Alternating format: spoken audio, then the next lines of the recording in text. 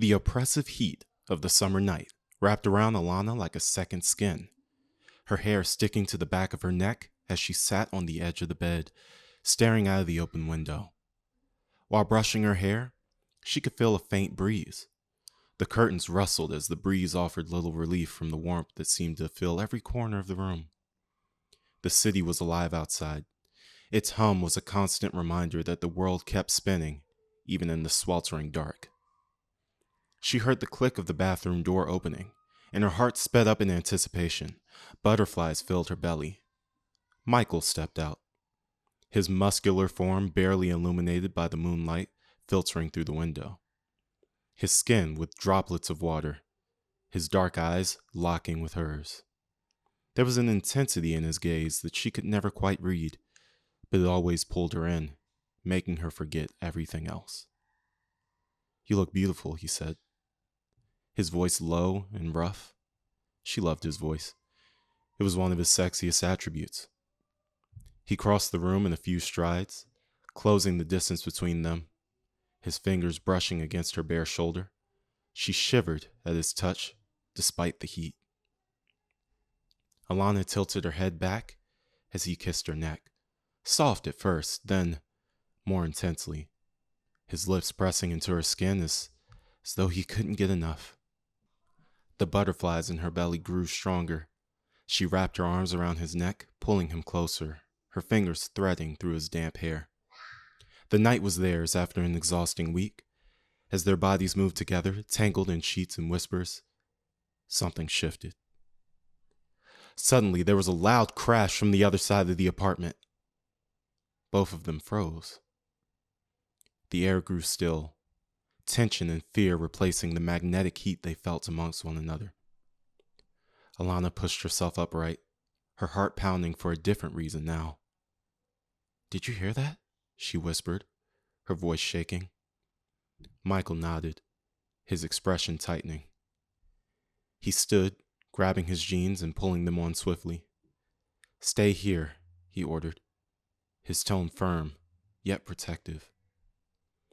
Alana's mind raced as she watched him slip out of the bedroom, his movements cautious yet confident. She pulled the comforter up to cover her bare body as she remained on the bed, looking through the bedroom door to see when he'd come back. 1 minute that felt like a million passed, and she called out, "Michael?" There was no response. She grabbed the comforter tighter, then she grabbed her phone from the nightstand, her fingers trembling as she unlocked it. Just as she was about to dial 911, the sound of something scraping against the floor sent a cold shiver down her spine. Her eyes widened. She couldn't just stay here. Although she was panicked, she couldn't stay in flight mode. She had to check on Michael. She draped her robe over herself as if it was a cover of threads of courage. She tiptoed out of the room and down the hallway, her bare feet silent on the wooden floor. With each creak her feet left behind her, her courage got weaker. Her heart was pounding through her chest. As she made it down the stairs, she noticed the living room was dark, but she could make out Michael's silhouette near the door. His body was tense, his head cocked as though he was listening for something. "Michael?" she whispered. He didn't turn around. Alana's stomach twisted. Something was wrong. Her breath quickened as she approached him slowly, her eyes darting around the room, searching for the source of the noise, but everything seemed normal. Too normal. Suddenly, Michael spun around to face her, and Alana gasped. There was a look in his eyes that she had never seen before, a look of fear. His lips parted as if he was about to say something, but before the words could come, a shadow loomed behind him. The world slowed down in that moment. Alana's scream lodged in her throat as the figure emerged from the darkness, a gloved hand reaching out. She saw the glint of metal, a knife. Michael turned too late. The blade plunged into his side and his body convulsed with pain.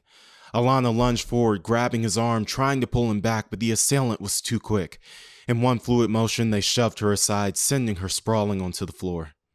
The figure loomed over Michael, twisting the knife with a cold precision that made Alana's stomach turn. She scrambled to her feet, desperate to help, but the attacker was faster. They fled into the shadows, disappearing as quickly as they had come, leaving Michael gasping for breath on the floor, blood pooling beneath him. Alana dropped to her knees beside him, tears streaming down her face. "Michael! No, no, no! Stay with me! Somebody help!" Her voice cracked with panic. Her hands pressed against the wound, trying to stop the bleeding. Michael's eyes fluttered open, his breath shallow. "Alana, run," he choked out, his voice barely a whisper. "What? No, I'm not leaving you," she cried, her heart shattering. But then she saw it. An envelope tucked into Michael's hand. Blood smeared the edges, but it was unmistakable. She pried it from his grasp, her fingers shaking as she opened it. Inside was a single sheet of paper with 2 words written in bold black ink. "You're next." Alana's blood ran cold. She glanced around the dark apartment, the realization hitting her like a freight train. This wasn't just some random attack. They had been targeted. Her breath caught in her throat as she heard a noise from the hallway. The intruder wasn't gone.